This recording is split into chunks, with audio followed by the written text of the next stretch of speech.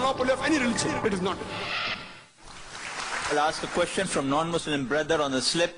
It's Christopher Lobo asks, how can you prove that 9/11 was an inside job?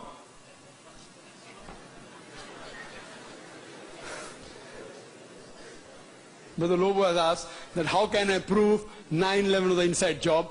I have got the proofs, I can repeat the proof, it has been proven by other people. Just a few days back,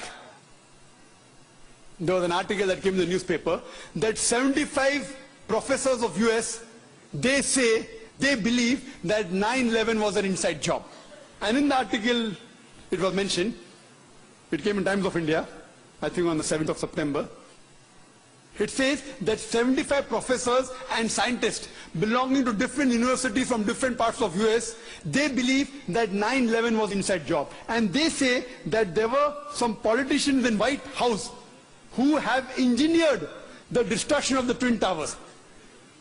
And they say the main reason was so that they could attack and they could have control of the oil-rich countries. Open secret, I told you.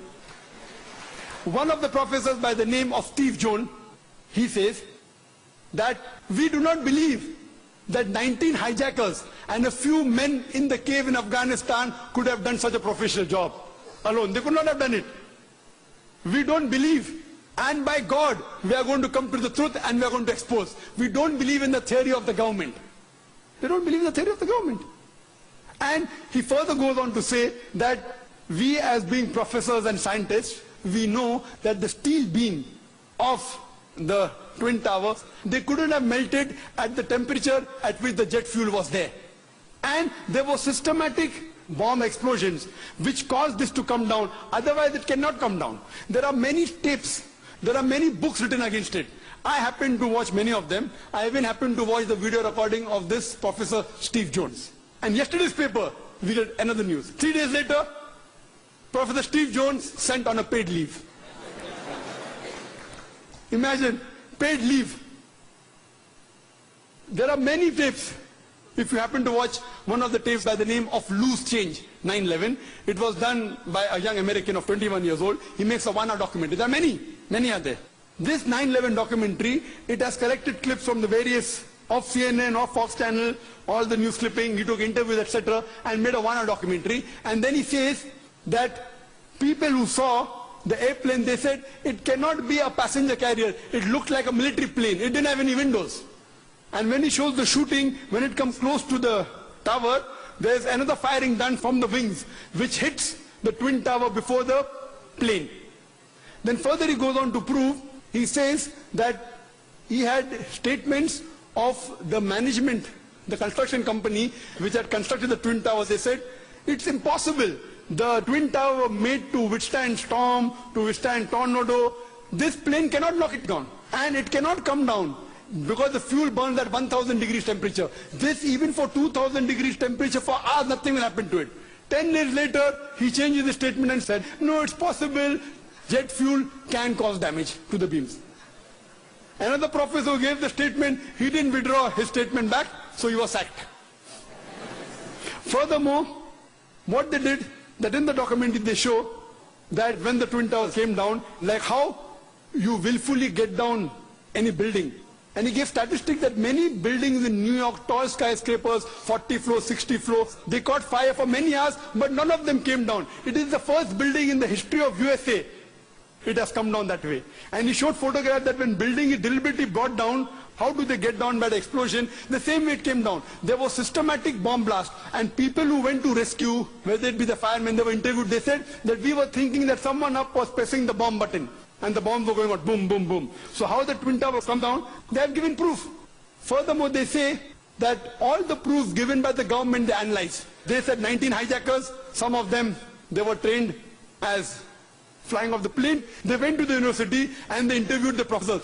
Do you think that this person can do such an act? Impossible. The way the plane took a turn, and I have personally spoken to senior pilots who have flown big Boeings and Airbuses for several years. They said it's impossible to take such a turn. And imagine just a new person of few hundred of us takes a turn. What the experts say, it has to be a military plane. Furthermore, information given by the government, phone calls were there. Phone calls. Phone call said that they said the passenger in the plane, they claimed that they were hijacked. One of the phone calls was by a flight attendant. She says that buildings, water, my God, my God. She's been flying for 12 years. Hasn't seen buildings in New York. Another person, he says, Mom, this is Mark Bingham. Mom, can you hear me? We are being hijacked. Do you believe?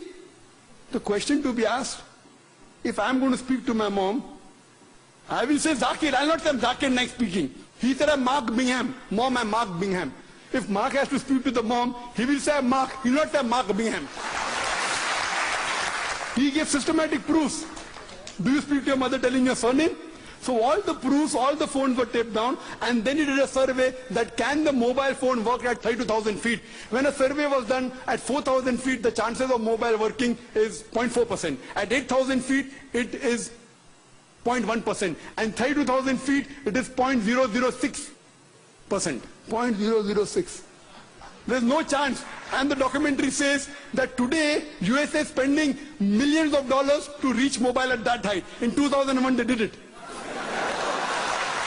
Then there are many documentaries. Then the documentary says that there are black boxes. Every plane has got 2 black boxes. And the black boxes can withstand a temperature of 3,000 degrees centigrade for several hours. And in just 1,000 or 2,000 degrees, all the black boxes have been destroyed.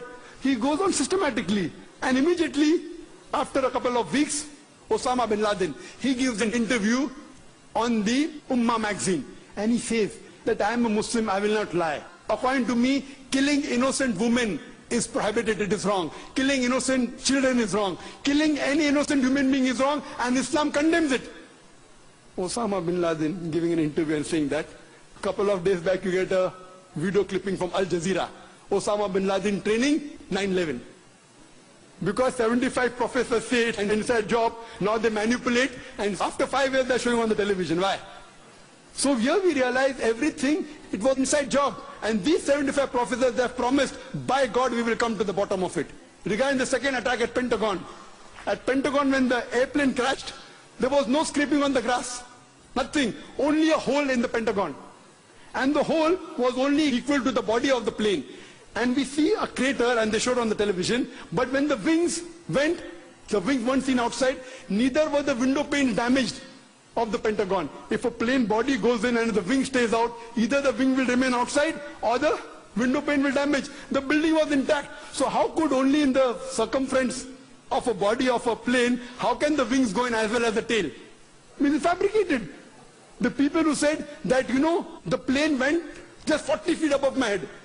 Today science tells us that if Boeing is flying at 40 feet above your head, that car will fly away. An interview was taken of an ex-military person. He said it sounded like a missile. It had to be a missile. The missile would make that hole. And there was no debris. There was debris, only a little bit debris. There was no part of the plane found there. There was only a small engine of a fighter plane found there. Even in the other place, they only find a crater. Time doesn't permit me. The amount of ample of evidence given there, even a fool will know that this was an inside job. But it doesn't convince George Bush.